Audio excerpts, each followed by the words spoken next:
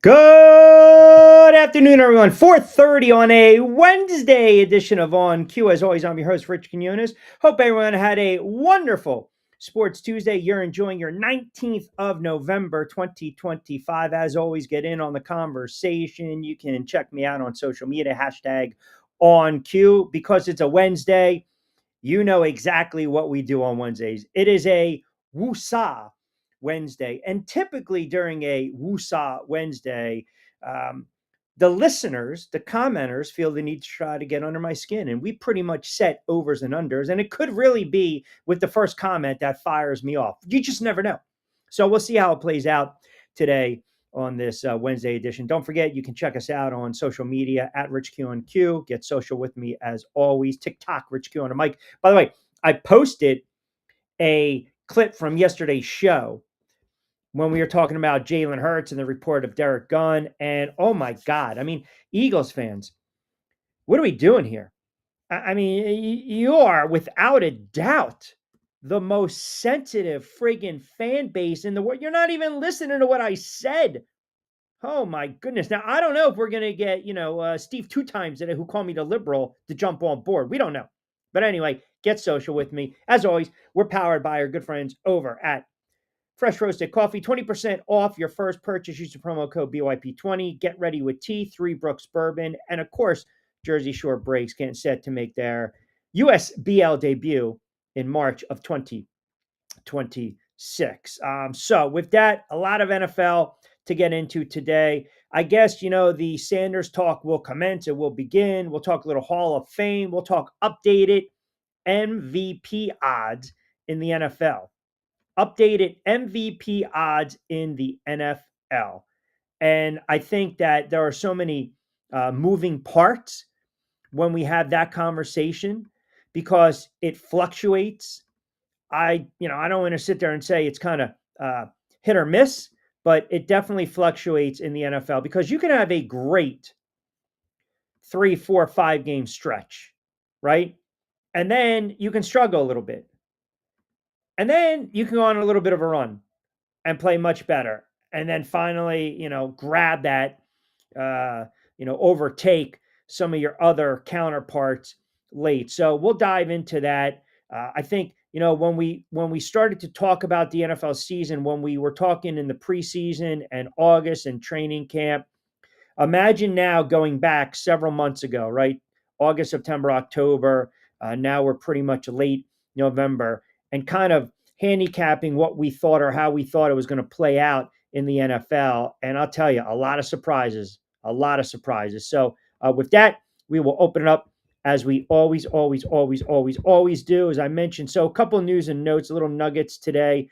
Joe Burrow was a go in practice for Cincinnati. You got Cooks getting released. And then I mentioned finally, the Cleveland Browns decide to name Shedeur Sanders starter. He'll make his first career start this weekend for the Brownies. So we've got that. The Hall of Fame. You've got a bunch of finalists right now for the NFL Hall of Fame. Former MVP quarterback Ken Anderson, Roger Craig, Otis Taylor among the 9 semifinalists for the Pro Football Hall of Fame class of 2026. So we cut it down from 34. Boom, you got your 9. We'll dive into that. And then updated MVP odds. And also sticking with the theme of the NFL, there's rumblings. Jon Gruden wants back in the NFL. So we'll get your thoughts on that. Man starts us off any day now. There we go, because obviously we work on his time. Sup, Man Q, everyone else. Duval, what's going on? New phones, who dis, a.k.a. Heat 12 Man, a.k.a. Heisman, a.k.a. Steeler Nation, a.k.a. Duval, and also known as Vince. What's going on, brothers? So, as I mentioned, Sanders will get the start this Sunday. And it's kind of interesting because I know everyone is waiting to see what this kid is going to do. You get a couple days, reps, move that Stefanski had to make, obviously, even if Dylan Gabriel was not in concussion protocol. Even if he wasn't, you're still going to give this kid an opportunity to play. So now again, now the rubber's going to meet the road, as they say. It's all on Sanders. And as bad as their offense has been, their defense has been pretty decent. And I think this is the perfect game. I don't like to start a young kid on the road, a rookie on the road, but you're going against a Raiders team that's basically just cashed in their chips. I mean, the Raiders are, you got teams in the NFL right now that are making business decisions. So if there's a spot you're going to stick this kid out on the field, here's the spot. Here's the spot. But I'm going to say this on a Wednesday. I'm going to caution the the Shador Sanders fans out there. And I'm also going to caution the Shador Sanders detractors out there. This kid could go out and go 18 of 39 for $165 and 2 picks. Or he can go out and go 25 of 28 for 268 and 2 touchdowns. And no matter what happens, everyone is going to come on the air, all the little rat ships, the mother ships, whatever, all the talking heads, and we're going to overanalyze his play based on one freaking game. Either the kid stinks, he's average, or he's going to be a bona fide star. Let's just see how it plays out. But now there's no more excuses from this regard. I would start the kid the rest of the season, but that's just me. That's just my opinion. That's all. You got the Giants, and Dart looks like he's going to be a go against the Lions. And then you got the Eagles and the Dallas Cowboys. And I know that's a game we'll get into a little more tomorrow and then on a Football Friday show as well. But I believe with everything going on right now with the Philadelphia Eagles, all the noise, all the distractions, all the the reports coming out, Jalen Hurts. It's all on Jalen Hurts. Jalen Hurts is not likable. His teammates don't like him. The organization is fed up with him. I mean, whatever superlative you come up with, adjective to describe the situation, this is not a gimme game for the Philadelphia Eagles. Now, I don't think Dallas is a very good football team, but let me say this about the Dallas Cowboys. The Dallas Cowboys can score points. The Dallas Cowboys score a lot of points at home. The Dallas Cowboys average close to 40 points a game at home. And the Cowboys are getting some big time playmaking from wideouts that we thought, oh, something's got to be wrong with these guys. We're going to sit them on the bench. They're going to sit their fannies down because they're not team players, blah, blah, blah, blah, blah. Well, Pickens and Lamb are starting to come on a little bit, and they can run the football. I think this is a good litmus test for the Philadelphia Eagles. I really believe that because now you're starting to see the Eagles defense round into form, round into shape. The kid Phillips was a great acquisition. It was a great pickup. Let's just call it for what it is. He's adding such a different dynamic, such a different dimension, right, to this defense, as we know. So I look at this team right now, and defensively, they're playing much better. They are. Defensively, they are playing much better. Offensively, this is where they've got some issues. And quite frankly, you don't want to turn around and fall behind on the road to the Dallas Cowboys 17-3 with their offense going nuts. You don't. You don't, especially the way your offense has been playing and has been struggling. And again, which is more interesting, all this knock on the offensive coordinator, Kevin Patullo. These reports now coming out that he's one of the top candidates to be hired as a head coach next season. What are we looking at this guy, one and done? Right? Are we going to look at him as one and done as an offensive coordinator? Oh, by the way, Nick Sirianni's handpicked guy. Oh, by the way, a guy that struggled. Oh, by the way, the fan base wants him fired. Am I missing something here? Is he doing something that's blowing you away offensively? Or do we go back to the original conversation that it's got to be on the quarterback? And all the issues from the offense stem from the quarterback, missing reads, not going through his progressions, playing favorites, not being interested, disengaged, whatever. It is interesting that you got an offensive coordinator that people want to run out of town, and now he's a, quote, hot candidate for next season, which we know there's going to be at least, I don't know, 6 or 7 vacancies out there in the NFL. Are there not? Giants, maybe the Jets, Cincinnati, Cleveland, Tennessee, the Raiders. I still think Pete Carroll is going to be one and done. You're going to have 6 or 7 head coaching vacancies, which leads us into the Jon Gruden conversation. Because now Jon Gruden wants back in the NFL. And it's just a matter of time because we always talk about what? The ego. And the ego is such a powerful thing. The ego is such a powerful thing. I mean, this guy missed coaching. He missed coaching. And everyone can sit there and say, oh, he'd be the perfect hire for... pump the brakes. Pump the brakes.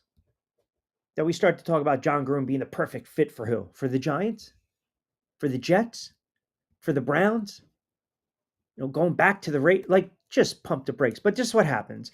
Coaches, the seat gets a lot hotter. Late November, we're already seeing some firings. We're seeing a lot of distension. Teams making business decisions, starting to tank, making plans for vacation. And when that happens, losses mount up. When that happens, ownership takes notice. And when that happens, they fire head coaches. So we'll get your thoughts on Gruden as well. All right, let's get into some of these comments too. We'll fire them off. 4:43 on a Woosah Wednesday edition of On Cue. We're powered by good friends over at Three Brooks Bourbon. Get ready with tea. Fresh roasted coffee right here. So my buddy, we've had this argument for a couple years now. Now, I love coffee, as you guys know. Absolutely love my cafe. Me gusta café. Café con leche. I like milk, cream in my coffee. Whereas my buddy, my friend, tries to sell me on the fact that just straight black coffee is just absolutely delicious, delicioso. And I know it's better for you from a health standpoint, cup of coffee in the morning, straight black, you don't have to worry about the added sugar and all this. I need a little taste, right? Need a little taste. But as you can see, can we tilt the camera? Can you see? Can you see? Can you see? Can you see? What am I doing? What am I doing? I don't want to get on the keyboard. See it? See it? See it? There it was. Straight black today.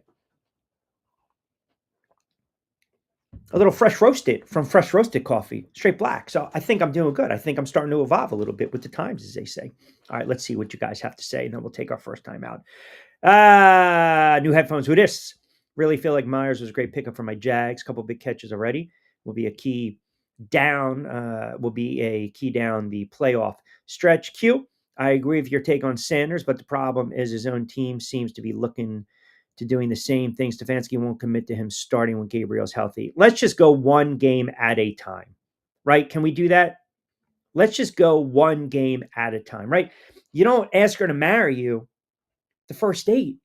Little courtship, little feeling out process, little flirtation, right? You plant the seeds.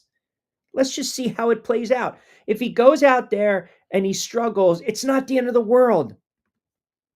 That's why when everyone went, batty because of a preseason game, I came on the air. I was the first person to say, relax. I said the same thing about Jackson Dart preseason. Relax. Relax, relax. It's one football game. Now, you want to see if you've got something to work with. And no matter what, if this kid struggles, rest assured, the excuses are going to come out of everyone's you-know-what come Monday. Wasn't prepped, wasn't prepared. Stefanski's sabotaging him. They can't run the football. The defense gave up too many points. Man, let it play out. Because you got an opportunity against the Raiders. You're back home against a banged-up 49ers team, which is still a good team. The Titans stink. The Bears on the road, that's a tricky spot. The Bills, the Steelers, tough games. And then the Cincinnati might have already, canned it in for the season. So if I'm Stefanski, if I'm the Browns, I'm not going to commit to him past this weekend. But if the kid shows a little bit of promise, then you're right. What the hell do you have to lose? But no quarterback is going to commit like that. The difference what the Giants did, here's the difference. The Giants had 2 veterans in the locker room in Jameis Winston and Russell Wilson. We saw that Russell Wilson could not play anymore. And I don't care about the 450 yards versus Dallas. I don't care because he threw horrible picks in overtime. Jackson Dart is the future where they drafted him. where Dylan Gabriel and Shedeur Sanders were drafted, you don't know if they are the future. But let's just play it one game at a time. That's all I'm saying. Listen, you reserve the right to have an opinion no matter what come Monday. If he plays well, give him his flowers. But it doesn't mean he's the quarterback going forward. We need a good sample size, and that's 4, 5, 6, 7 games, a lot of reps, first team reps, work them into the offense, run the football, have your defense play defense, and see if you can win a couple games. And then Stefanski might look like a genius, even though I think he's going to be out of a job. So I'm not going to go nuts on Sanders. And I can tell you, mark the tape, as we say, on this Wednesday. If this kid throws 5 picks, I'm not coming on the air Monday saying he stinks. He's going to have a lot of work to do, but let's just see how it plays out. That's all I'm saying. We get so enamored with the name back of the jersey and knowing that these kids are rookies and we want to throw them out, but then we want to sit there and say guys can't evaluate talent, and then we want to sit there and turn around the next day and do a 180 and say, well, they didn't put him in the right spot. The play calling was vanilla. It was bland. It all comes with the territory.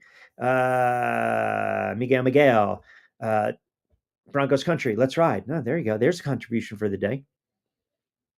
Who's Denver got this weekend, by the way? Denver has a bye. And then they go on the road.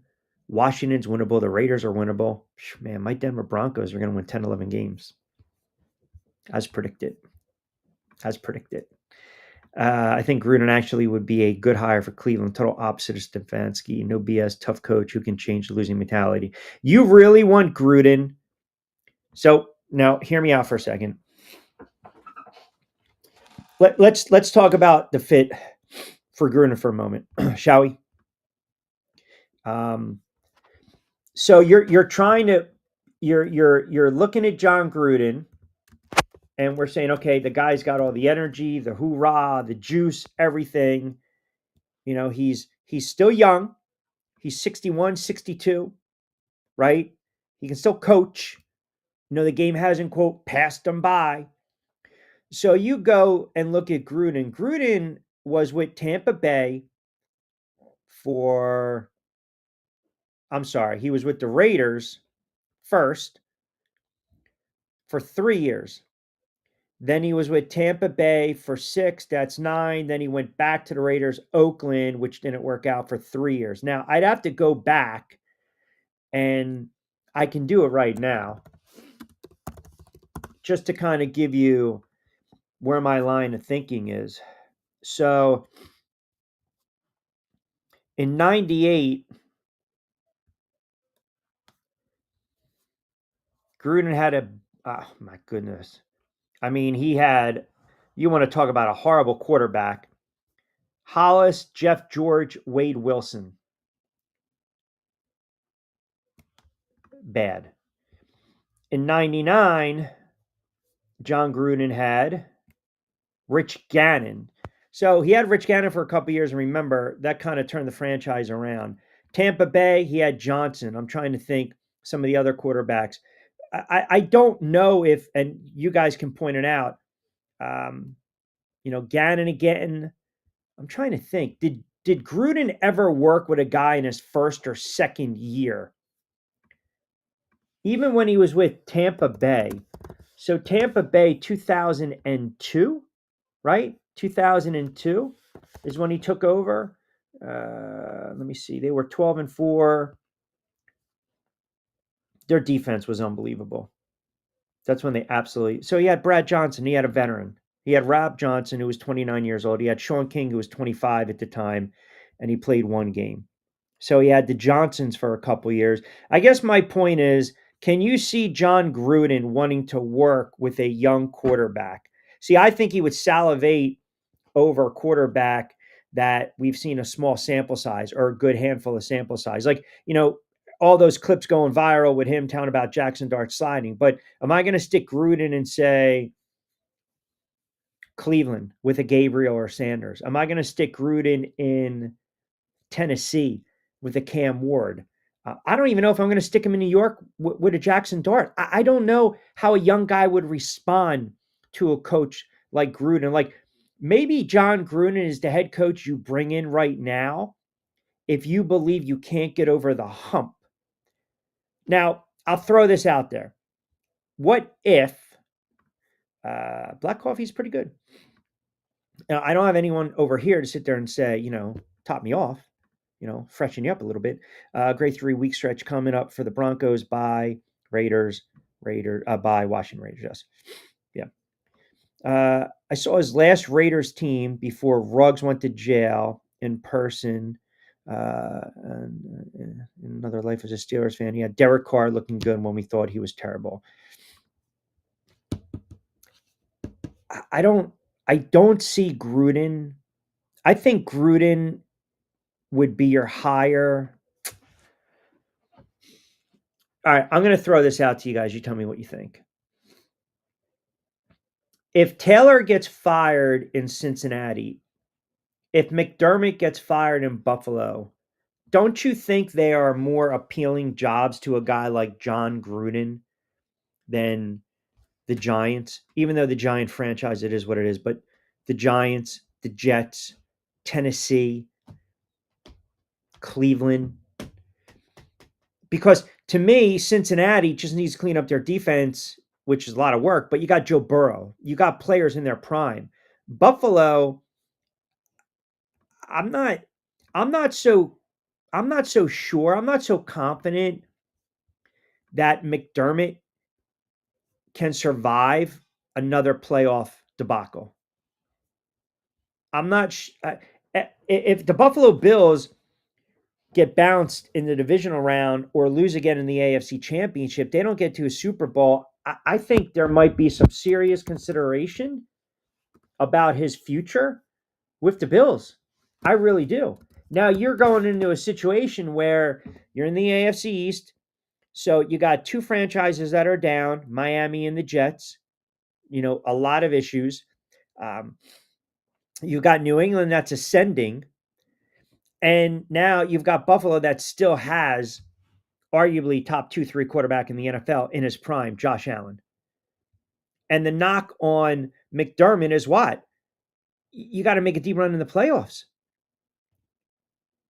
You got to make you have to make a deep run in the playoffs. So the regular season is great, winning 10, 11, 12 games, but getting bounced in a divisional round, having heartbreaking losses, having bad losses in championship games, your shelf life, man. And I'm telling you, if they get bounced, if they got to struggle, I mean, it's crazy for me to say this in late November. The Buffalo Bills are a 7-3 team. A lot of teams right now in the NFL would love to be 7-3.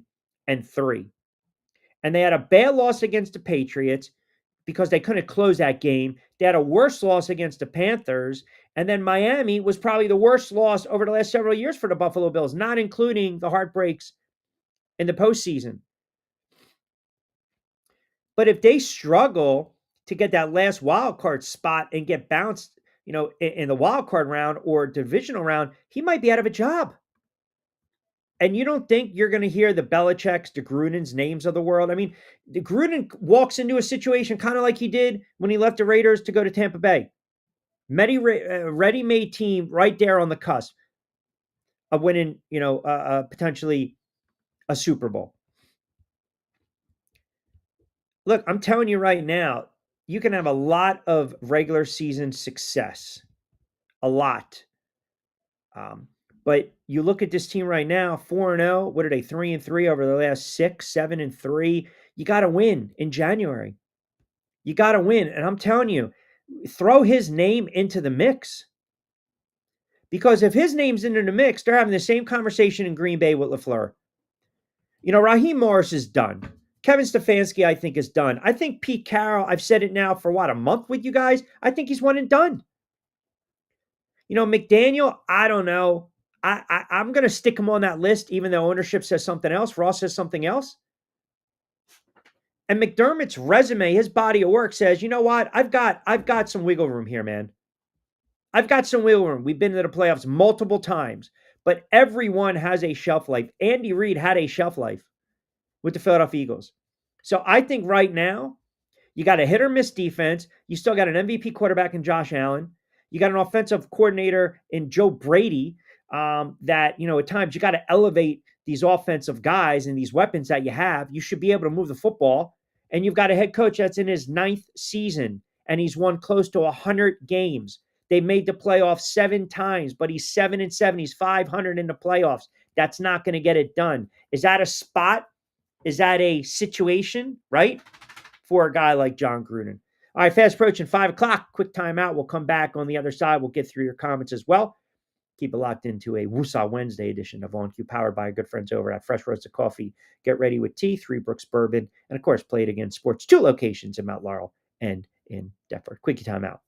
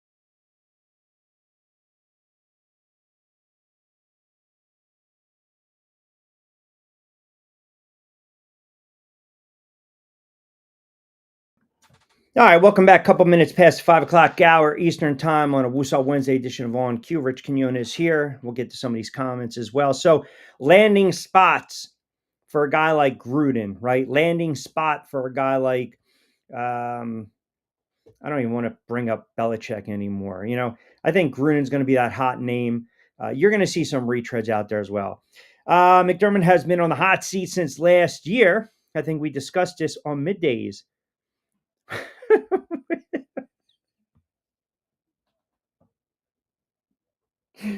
uh, Middays with Q, pending electricity last season. Yeah, I don't recall that. I'd have to, as the ghost of Luca Brasi would say. By the way, I don't even know where the Bunker Boys have been. I mean, do we put out an APV for these guys? It's friggin' Wednesday. You think they would come out of the woodwork? Yeah, we've had that conversation about McDermott. Yeah, ready-made.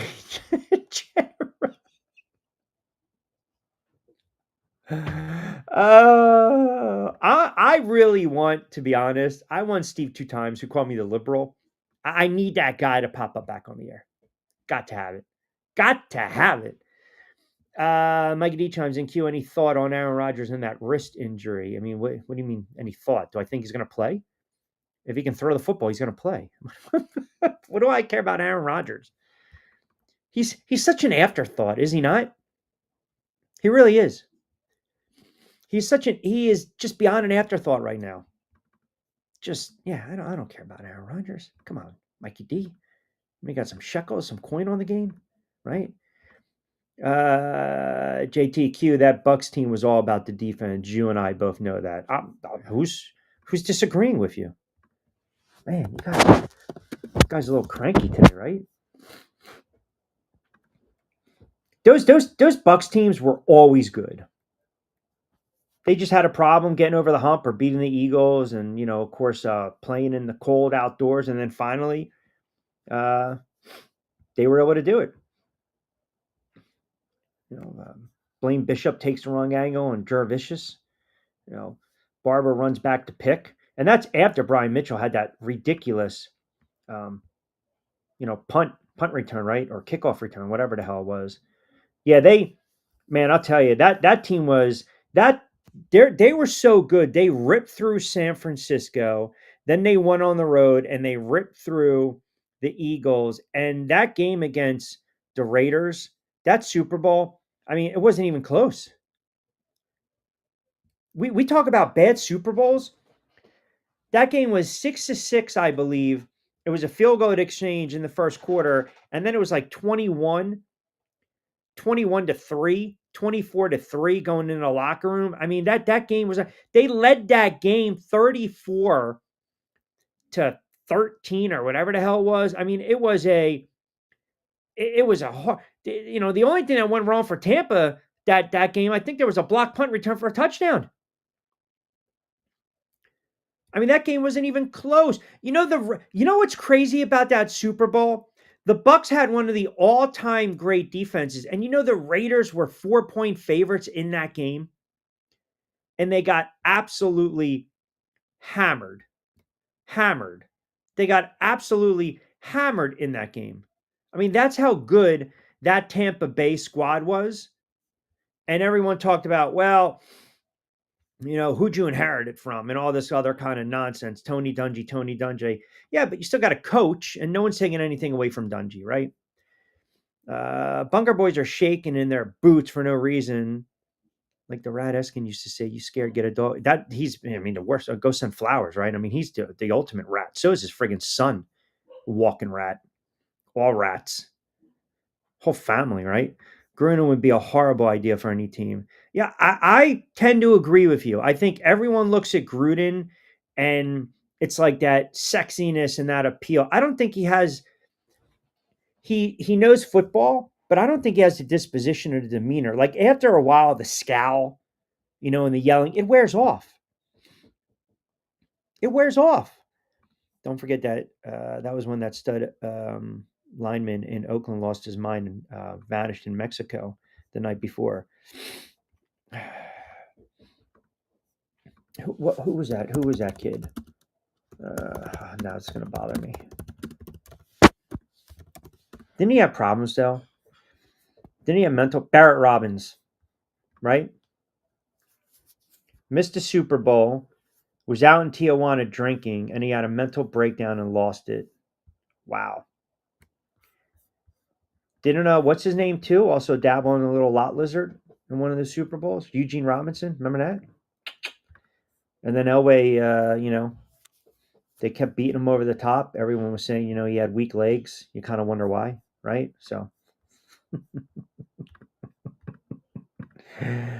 Bucks fan Ching says, Q, you look at those teams in the late 90s, 2000s, they were pure dominance on the defensive side of football. You had wall-to-wall Hall of Famers. Those teams were very good. They were really good. And the Bills teams with McDermott have been really good, but they just haven't been able to get over the hump. That's all I'm saying. That's it. And if you can't, sometimes you need a coach that you need a different voice, right?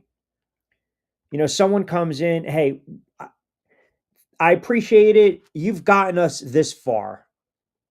You've gotten us this far. We're going to take it from here. And that happens a lot. And it happens a lot in the NBA, and it happens a big time in the NFL. I mean, all the time in the NFL, right? Unbelievable. Eugene Robinson from Connecticut, Hartford, Connecticut. Absolutely. Tom, TJ. But it happens a lot. And I think this Bills team, they've got the Texans on the road, which is a tricky spot. Pittsburgh, that's a winnable game. Cincinnati, that's a winnable game. At the Patriots, tricky spot. Browns is a winnable game. They host the Eagles. late December, and then they got the Jets. So you're looking at 1, 2, 3, 4, 5, 6, 7. You have 7 games left. They're 7-3 right now. So if they finish, 5-2, 4-3, win their 12, 11 games, they're going to make the playoffs. Now, is that enough to overthrow New England? New England's sitting pretty at 9-2. And remember, too, New England already beat Buffalo the first time around. New England's been one of the hottest teams in the NFL. This is why when people say you can't turn it around, you can't turn it around, you can. You can turn it around. You can turn around, and it doesn't have to take 4 to 5 years. I mean, the New England Patriots got rid of the hoodie, had a bad hire, bad quarterbacks, tanked it, and here we go, found their guy. Mike in Ohio chimes in, Q, are you really not going to come on the air Monday if Sanders plays poorly and piss on him? No, I'm not. I'm not. The obsession is just crazy. Stop. He's a 5th-round draft pick, like I said yesterday, and I'm sorry if it bothered people. If his last name's not Sanders, nobody gives a shit. They don't. They don't. If his last name is Shador Smith, nobody cares. Nobody cares. I'm glad the kid's going to have an opportunity to play. I hope he plays well. Either way, it's going to give me something to talk about on Monday. But I'm not going to sit here and criticize and rip the kid if he plays poorly, because that's just clownish. But you will get the talking heads out there that are going to rip this kid if he struggles. And I can tell you right now, it'll be a guy like Rex Ryan. Some people they have certain agendas. They want to push certain narratives. They've got agendas. And I can tell you right now, man, the teams I mentioned to you the other day, it shows you how piss poor the quarterbacking play is in the NFL. It shows you how bad it is. Penix is out.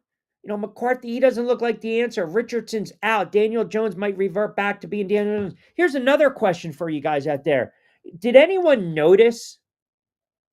And I would say the only person that probably noticed this is AKA New Phone Who Dis.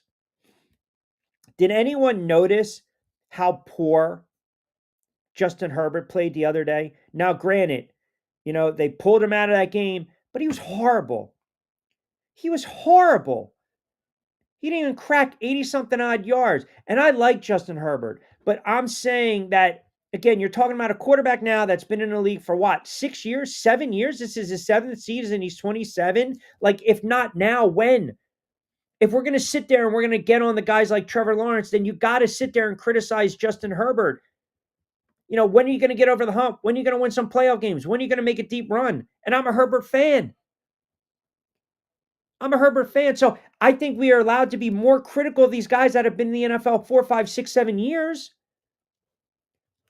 There are some players I just don't think can play the position. It's just, get out of here with that nonsense. What are you talking? Get out of here with that nonsense. Possible Google or no. Point is, you've got some bad quarterbacking play. So it's so easy. It's low-hanging fruit when you got a small sample size. Now, I didn't like McCarthy coming out of college. I thought Minnesota made a mistake not re-signing Sam Bradford. Sam Bradford, you guys are killing me now. Sam Darnold. We talked about Bradford yesterday. I thought they made a mistake not re-signing Darnold. I don't like McCarthy. I don't know. I'm not enamored by his game. Now, I might be being too critical, maybe, but I've seen him miss a lot of throws, and don't tell me he doesn't have weapons. He's got arguably the best wide receiver, if not the top 2 or 3, 4, 5 wide receiver in the NFL in Jefferson. But that kid looks sporadic at times. That kid looks like he's seeing ghosts sometimes. That kid's got some happy feet at times. And I think that was a stretch. I really do. I think that was a stretch to pick that. That kid's not a top 10. These guys are coming out now. Jackson Dart's the top overall pick. McCarthy's not a top 10 quarterback. I'm sorry, he's not. He's just not. Now, I've seen enough. I can finish seeing enough. I can go back and watch 4 or 5 more games, and then I can really give you my opinion on them. But point is, I'm not going to rush to judgment with some of these guys who haven't even had a handful of starts. That's all. I agree about Gruden's disposition. He rubs people the wrong way, paired with a quarterback who rubs people the wrong way. Plus, taking of a losing franchise with his resume would be a welcome change to me. He's not going to, though. He's not. There's 32 of these jobs, and you have to. Okay, forget about Gruden for a minute. Let's just say Joe Schmo, coaching candidate. I'm looking around. At this moment, we'll go the Giants. We know there's going to be vacancies. So let's just go by what we know is pretty much we all believe is going to be factual. The Giants are going to need a head coach. The Titans are going to need a head coach. I still believe Pete Carroll is one and done. So let's throw the Raiders in that equation. Let's say the Raiders are going to be needing a head coach. And let me push back the goalpost a little bit when I say, we know this is to be true. So you got 3. Stefanski, let's say he's out in Cleveland. That's 4. Zach Taylor, let's say he's out in Cincinnati, and we'll say that's 5. Morris in Atlanta, 6. Let's just go by those 6 right now. I don't know about Gannon yet, but let's just go by those 6. What's the most desirable landing spot? Or we don't even have to do those 6 because we have an idea of what teams are going to need a head coach. What's the most desirable landing spot right now? If you're a head coaching candidate and you see X, Y, and Z vacancies in the NFL, what's the most desirable spot? What are you looking at? Are you looking at name recognition? You're looking at the franchise as a whole? You're looking at if it's a young roster, if they have building blocks, if they're more of a team that's predicated on, a top 10 defense, if they got a young quarterback but a great offense and you just need someone to kind of cultivate that talent and work with a young quarterback, or, oh man, we got a franchise quarterback. Let me roll with this guy. There are so many variables out there. So to Vince's point, I don't see a guy like Gruden wanting to take on, it's the ego, man. I don't think he wants to go to a losing franchise. And you want to add Gruden with his disposition to already dysfunctional franchise? Do you? Pete Carroll made a mistake taking the Raiders job. It was a mistake. And right now, he can tell you all he wants and he can defend Geno Smith all he wants, but you give truth serum in that locker room within that organization, Geno Smith's not the answer. His time in the NFL is pretty much done. He'll be a serviceable backup after this season. It was a bad contract. He's regressed. He's kind of showed you who he's been all along. And he was able to revitalize his career, and I give him a lot of credit, and he was humbled, and he was magnanimous, and he went about it the right way after some of the debacles, obviously, and the stuff with getting in the fight in the Jets locker room and all that kind of stuff. But he's not a reclamation project like a Baker Mayfield is. He's not. You can win with Mayfield. You can't win with Geno Smith anymore. You can't. You just can't. And I think Pete Carroll at 74 years of age, the losing gets to you, man. The losing gets to you. So what did he do? He took, like most older coaches do, take a year off. Get a little sun. Work the radio circuit, the TV circuit, then come back into coaching. It was a bad hire. It really was. Enthusiasm is great, but they don't have the pieces in place. And you can be a Hall of Fame coach. You can be a Super Bowl winning head coach. But I'm sorry, if you go into a situation knowing damn well you don't have the pieces in place, that's on you. He had a great run with Seattle and Wilson and the Legion of Boom and all that. They won a lot of games. Seattle was rocking, home field advantage, the 12th man, all that. All that. But man, I'm telling you, you look at what the Raiders did. They hired Pete Carroll in January of 2025. They traded for Geno Smith in March of 2025. And the reason they did that is why?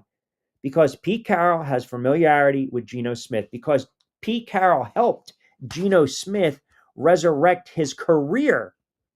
And that's a credit to Pete C. And that's a credit to Geno Smith. But it's ran its course. It's not good. It's ugly. It's bad. When people are saying, why is he not ripping his quarterback? Because that's his guy. I mean, you guys know that. You should have common sense. Geno Smith was going to be out of football. He was so close to being out of football. And then, to his credit, he understood his role 2020 with Seattle, got a little bit of burn in 2021, and then he became the full time starter. And he earned the respect of his peers. And he had a nice little run. But this season, he's horrible. He's horrible. He's not a good quarterback. Pete Carroll knows that. Geno Smith knows that. And again, I respect the fact that you're going to bat for your guy, but enough is enough. So then you got the Raiders job. Aaron Glenn. Aaron Glenn has shown you he's well in over his head. He's just not a good NFL head coach, but they also need pieces. They need talent. The fact that Aaron Glenn has flip-flopped with the quarterbacks, we know Justin Fields can't play anymore. So you go to Taylor. They're both bad quarterbacks. They're both. Now, what are you going to do? You're going to start Taylor, and then if Taylor falters, you're going to go back to Justin Fields?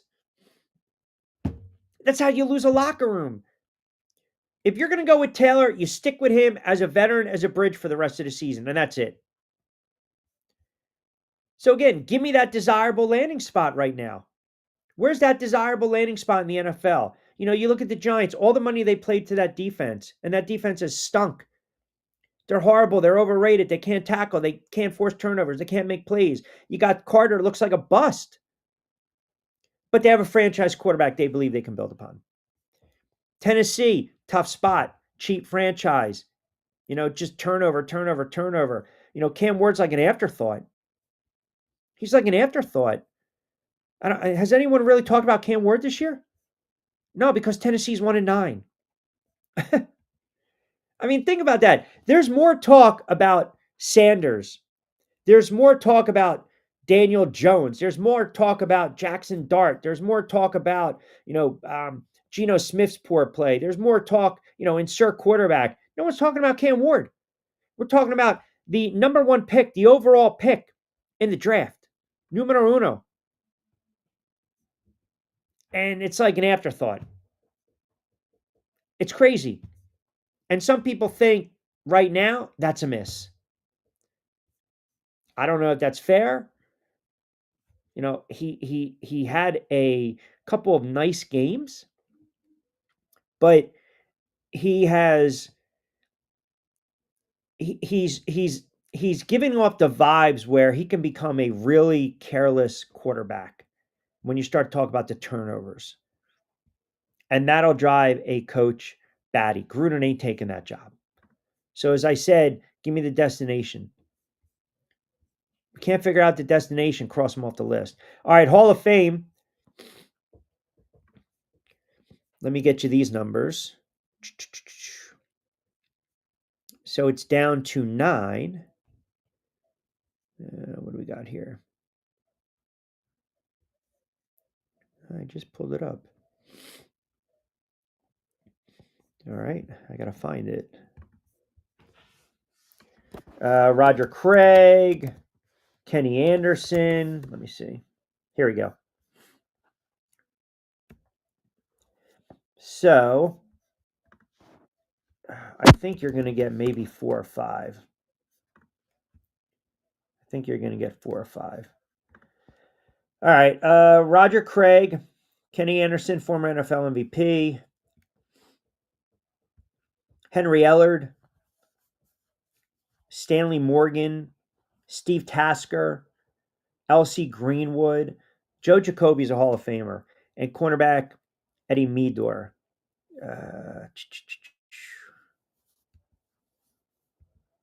And then you had a couple that didn't make the cut. So Ken Anderson was a 4-time Pro Bowl quarterback, won the MVP in 81, and that's when Cincinnati reached the Super Bowl. They lost to the 49ers. He retired after the 86 season. He ranked 6th all-time with 32,000 yards passing and 13th with 197 touchdowns. Now remember, you're talking 40-something odd years ago. So the game has changed. I always thought Ken Anderson was a very consistent quarterback. He did throw some picks. He threw 197 touchdowns, 180 interceptions. He won 10 games, one, two, three, four times in his career, played his whole career with Cincinnati. And as I mentioned, he was a AP MVP and Offensive Player of the Year. How about these numbers in 1981? It's almost like a down year for quarterbacks, right? Completion percentage 62.6. He threw for a career high 3,700 yards, 29 touchdowns, 10 picks.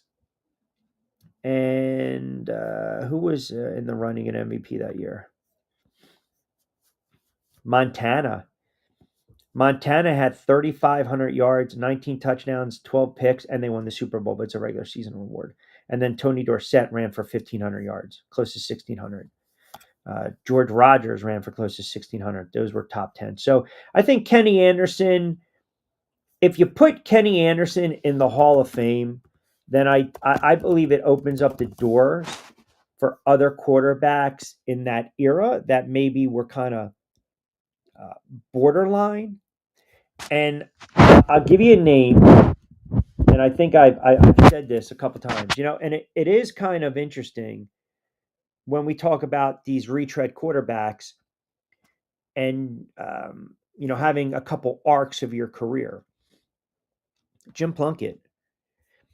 Jim Plunkett was a Heisman Trophy winner. Jim Plunkett was a sought after quarterback, right? Jim Plunkett was also a first overall pick back in 71. And it didn't pan out with New England. He had a cup of coffee with San Francisco. But then Jim Plunkett's career changed when he went Oakland, then the then Raiders, and he won 2 Super Bowls. Now, if you put a guy like Kenny Anderson in, and he didn't win a Super Bowl, but he was an MVP, and you put a guy like Jim Plunkett on the outside looking in, you can make a case for Jim Plunkett. So Jim Plunkett threw pretty much just as many touchdowns, a couple more picks, 500 quarterback regular season, threw for 25,000 yards. In the postseason, Jimmy Plunkett was 14-3. Wow. Was he really? 4, 8. 8-3. He was 8. Sorry. He was 8-2, including the 2 Super Bowl wins. That's pretty good playoff record, man.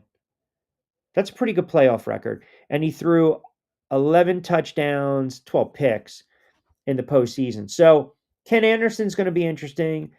Completion percentage, I think Ring of Honor with Cincinnati. He's going to be, I think he gets in. I think the numbers will bear out he gets in. Roger Craig, I've said this for years. I think Roger Craig is a Hall of Fame running back. I think Roger Craig was, you looked at guys like Taylor back in the day, Gale Sayers back in the day, could catch the ball out of backfield, can run the football. Roger Craig, to me, just as a kid, I just remember you hated playing the 49ers because Roger Craig was so dangerous. He can catch the ball out of backfield. He can catch the football. He can run the football. He can block. He won 3 Super Bowls, Player of the Year in 1988. I think he was a first-team All-Pro, second-team All-Pro, 4-time Pro Bowler. Jim Thorpe. He led the NFL in receptions as a running back in 1985. That's the coup de grace season. Everyone, when you talk about Roger Craig's career, it's all about 1985. It's all about 1985 because he did something that's never been done. He was the first player in NFL history to run and receive for at least 1,000 yards in the same season. He ran for over 1,000 on 214 carries and as a running back. Now, if you want to sit there and tell me that's because that Bill Walsh innovator, that West Coast offense, it was predicated. Yeah, but you know what? In 85, they had some big-time weapons. They had a great tight end. Obviously, they had Jerry Rice. They had Joe Montana. They had a good line. But Craig was kind of the catalyst. You're talking about 92 catches for over 1,000 yards. He scored 15 touchdowns. And you got the fullback, Tommy Rathman, right? The cornfield backfield. So I look at Roger Craig's numbers as a whole. And for selfish reasons, if he gets in, Tiki Barber needs to get in. But Roger Craig was a great player. He was a great offensive weapon for those teams. He was unbelievable. He was absolutely unbelievable. And you talk about his total yards from scrimmage. Listen, now people will sit there, and I'm not trying to stick it to the 49ers fans. The one lasting image they'll think of Roger Craig is the fumble in 90, right? When he got hit by Eric Howard and it goes right to LT's arms. And a couple plays later, Matt Barr with the field goal. There's going to be no three-peat. Roger Craig was a great player. He was a great player. Now, when he went to the Raiders, he had to share the backfield with Marcus Allen and Nicky Bell. But I look at Roger Craig, and for the numbers he put up, close to 5,000 receiving yards, close to 9,000 rushing yards. He had over 70 total touchdowns. You're talking about 13,000 yards from scrimmage. I'm not even including what he did in the postseason. To me, he's a Hall of Famer. And little caveat with Roger Craig, he made the playoffs every year of his career except for 1991. So I put Roger Craig in the Hall of Fame. Henry Ellard, Stanley Morgan. It's so hard with some of these old eras, man. It really is. You know, when you think of Hall of Fame wide receivers, right? Ellard put up some big numbers. Ellard played for a long time. You can make an argument he was a compiler, but Ellard had over 800 receptions, close to 14,000 yards, 65 touchdowns. You probably like to see that right around 85 to 100. I don't care too much about Pro Bowls, but he made the Pro Bowl twice early on in his career. Never in the MVP conversation. Played on some really great Rams teams that, had a couple moments here and there in the postseason. And then he went with Washington, New England, finished his career with Washington. Again, playoff wise, I'd have to pull up his numbers. He only played in one playoff, and that was 1983. That's interesting. How's that even possible? Because he was with the Rams. The Rams made the playoffs in 84. They made the playoffs in 89. So I don't know. I'd have to double check that. But point being, here we go. 83, 84, 85, 86, 88, 89. Ellard, one touchdown in the playoffs, didn't really do much. But the numbers, when he retired, the numbers were right there. I think top 10. Stanley Morgan is not a Hall of Fame player. He's just not. He's not. He's not a Hall of Fame Hall of Fame wide receiver. Now, you want to say he's in the Patriots Hall of Fame? That's fine. He got inducted into the Pats Hall of Fame. But I don't look at Stanley Morgan. Stanley Morgan, long career, played a lot of years with New England, just over 10,000 yards. He didn't even have 600 receptions and 72 touchdowns. Not bad. Had a couple of seasons where he had 12 and 10 touchdowns respectively, but I don't look at him as a Hall of Fame player. Like I just don't. I don't. I think Ellard has a better shot of getting in.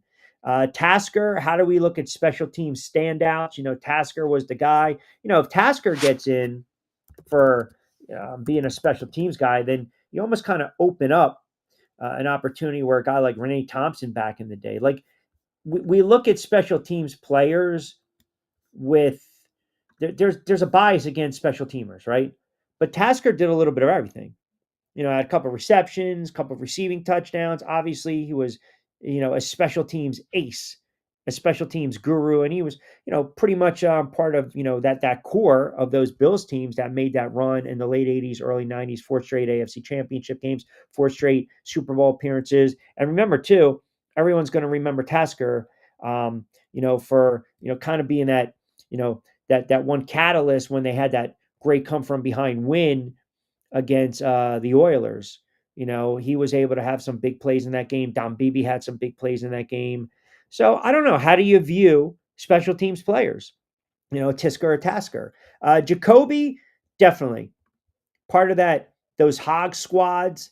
Joe Jacoby, to me, Hall of Famer, offensive lineman. I think there's a bias against offensive linemen. L.C. Greenwood's going to be an interesting case. I would like to, sit there and kind of be in the room when they're talking about Elsie Greenwood.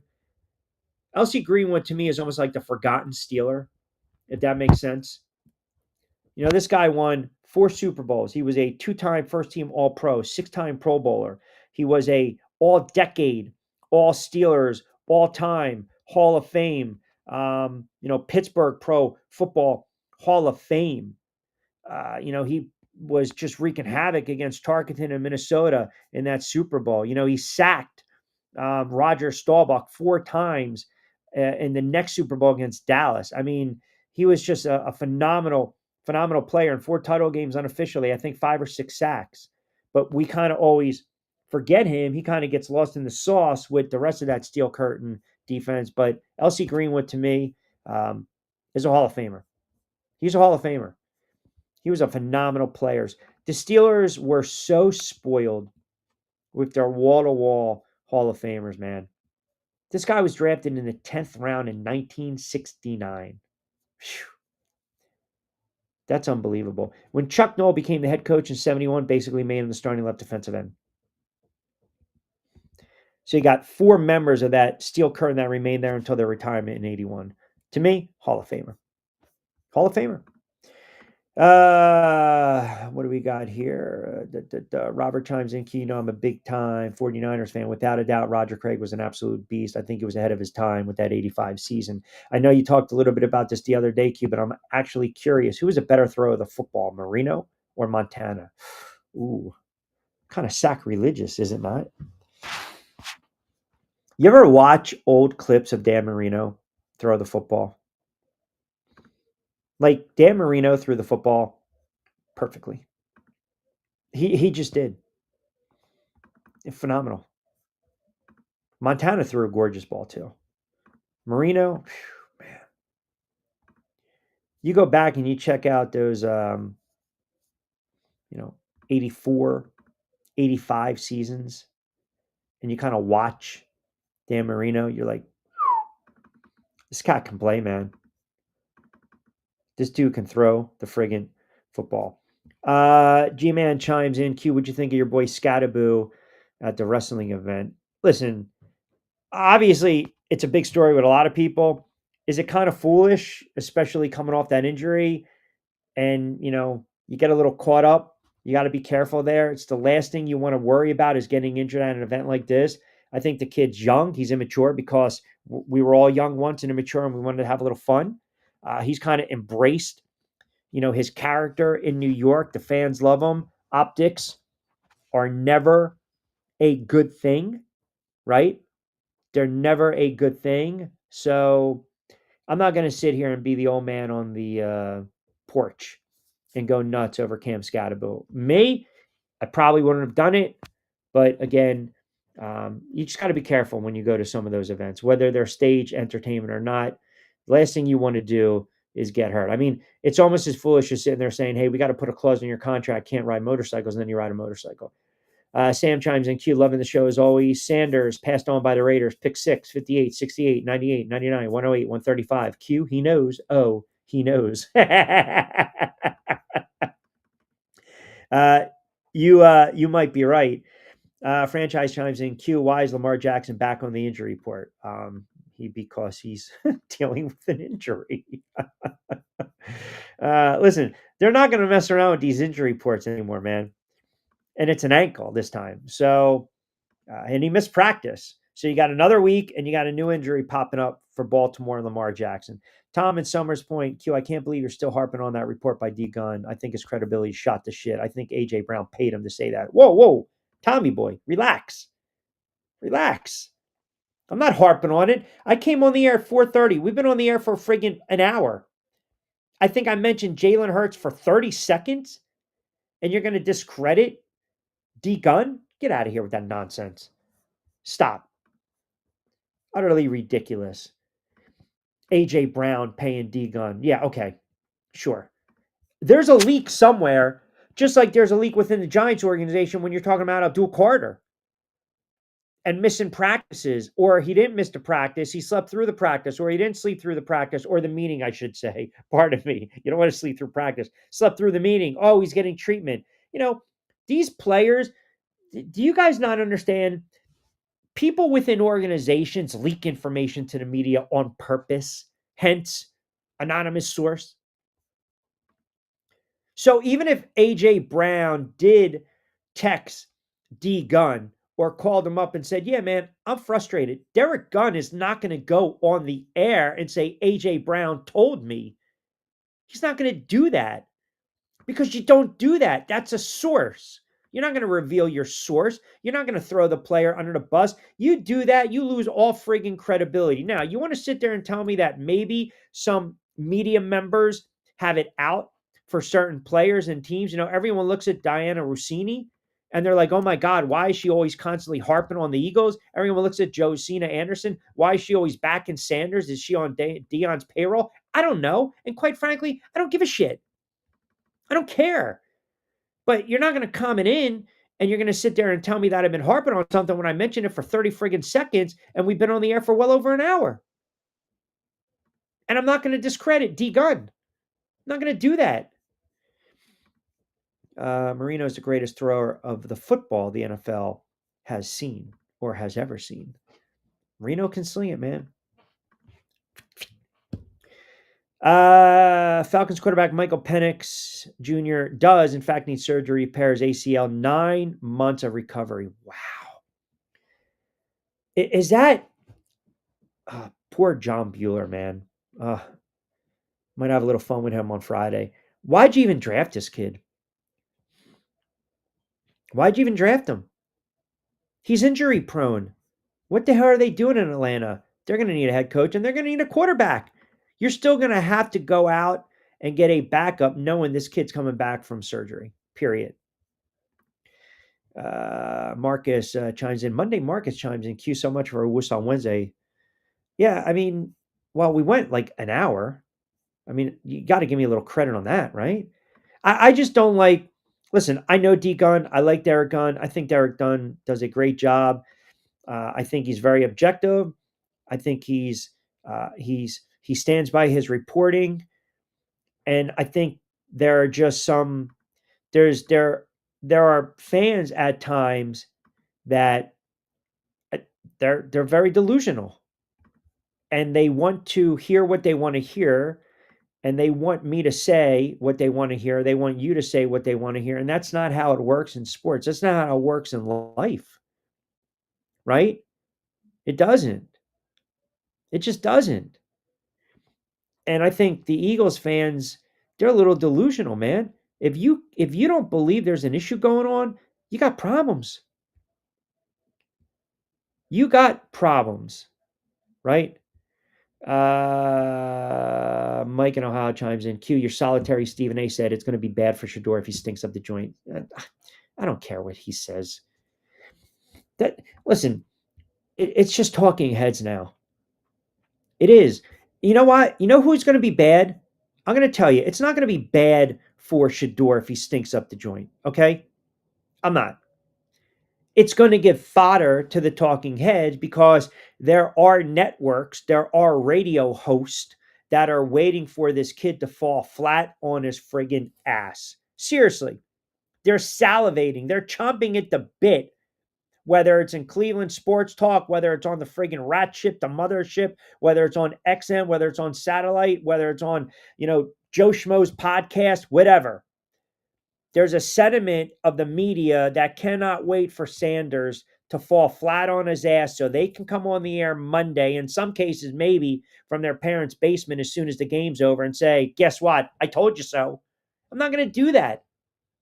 I am not going to do that.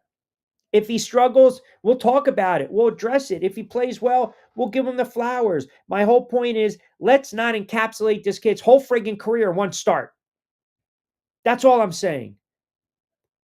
That's all I'm saying. And again, without belaboring the point, if his last name's not Sanders, we're not even having this conversation. My goodness. Sometimes you guys just, man, thick, thick, thick. Okay, Q, big test of your faith in slinging. Sammy, good teams with great teams cover. Do they cover the 13.5 early line against the Titans this week? Does he bounce back and cover? Ooh, a little dicey on that one, huh? Good teams win. Great teams cover. Am I going to As I like to say during BYP, which will drop tomorrow, am I going to say it, play it? And if I say it, play it, I'm going to back it and stack it. Uh, that's a pretty large nut right there, my friend. 13 and a half on the road. Titans haven't won yet at home. Uh, so let's just go over the Titans' last couple games. They hung in there for about a quarter or so against the Pats. They got blown out against the Colts on the road. They hung in there at home against the Chargers, and they gave fits to the Texans. I would tell you right now, it's not even about my faith in Darnold. Seattle can ill afford, number one, Seattle can ill afford to lose that game. You can't lose to the Titans. If you want to be taken serious as a playoff team, you can't. And remember, too, you got the 49ers breathing on your neck and you're chasing the Rams. So they're going to win the game. But I would not 13, 14 points. That's a lot in an NFL game because you just don't know. What if they're up 31-17, they pull Darnold, and oh, by the way, Ward, drives him 80 yards under 2 minutes ago and you get that punch and touchdown. You're screwed. You're screwed. But this is where we're at right now. Week 11, 12, 13. You're going to see some lines that are pretty much overblown. I mean, hell, Detroit is laying 10.5 against my Giants. Green Bay's laying 6 against the Vikings. I think Baltimore, even with the news of Lamar Jackson, they're laying 14 against the Jets. Now, the smart play when you get to this point of the season is you start to look at those first half, the in-game live betting, the first half lines, because there are certain there you'll see teams that play hard for a half, and then you just kind of they're going to get blown out in the second half. Now, I bring it up because I'll give you that scenario, right? The Jets might hang around if Lamar's gimpy. If Lamar can't go, who knows? They might hang around for a quarter or two. They might. But then Derrick Henry's going to take over. He's going to run the ball right down their throat, and Baltimore's going to win the game probably by 17.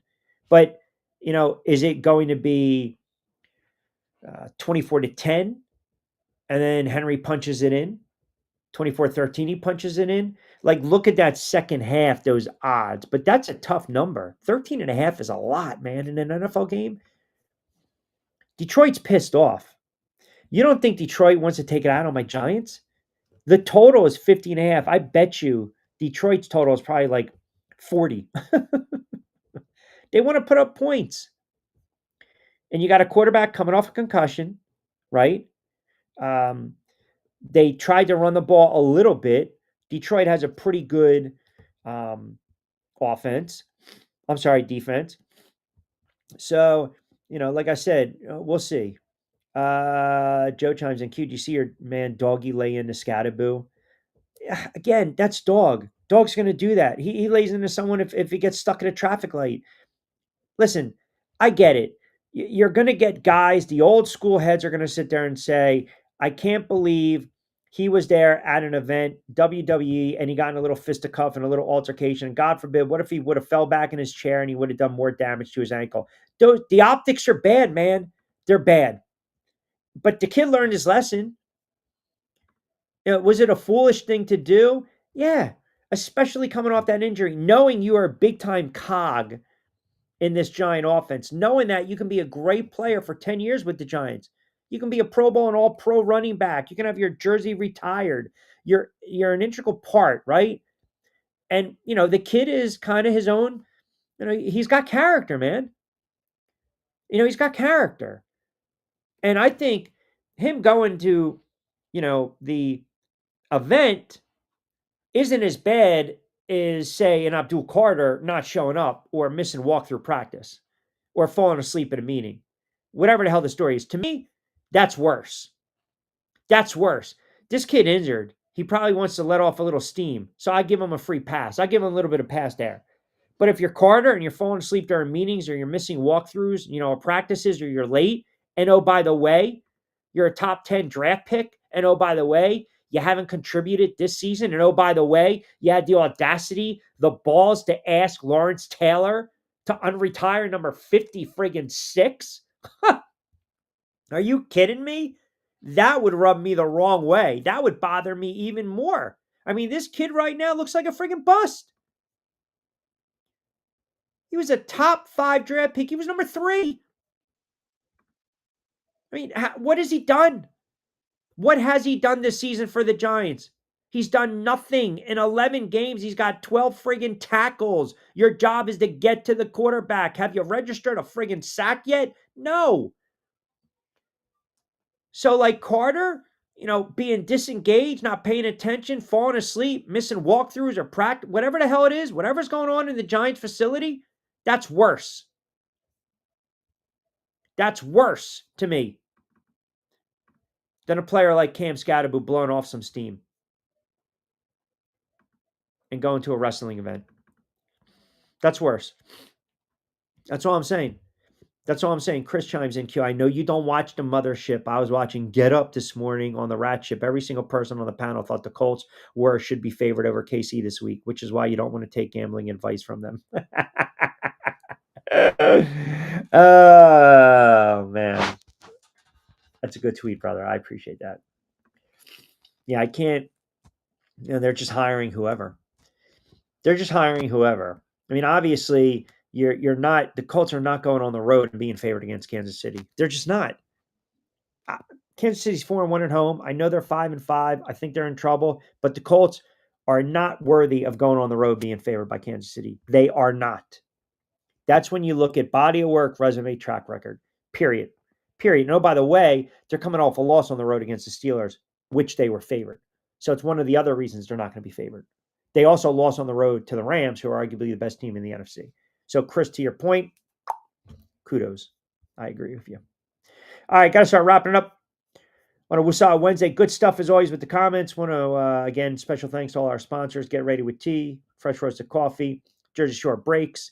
Also played against Sports 2 locations in Mount Laurel and Deptford. Back in the saddle tomorrow on a Thursday. We'll start to creep into a little bit of the NBA. Want to get into that a little bit.